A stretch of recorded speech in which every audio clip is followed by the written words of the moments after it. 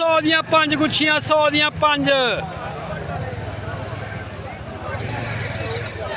ਧਨੀਆ ਰਿਆਤ ਹੋ ਗਿਆ ਅੱਜ ਬਿਲਕੁਲ ਧਨੀਆ 100 ਦੀਆਂ 5 ਗੁੱਛੀਆਂ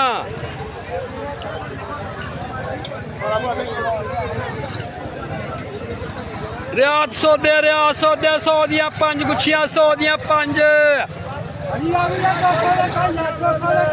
100 ਦੀਆਂ 5 ਗੁੱਛੀਆਂ ਬਾਈ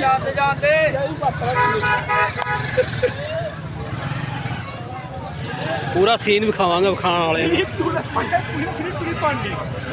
पंड चंगी लायो मैं आज मैंने करो दिहाड़ लगा के आऊँगा आज कसम पहले दिन और आज ये थोड़ा गला उतारना भारी और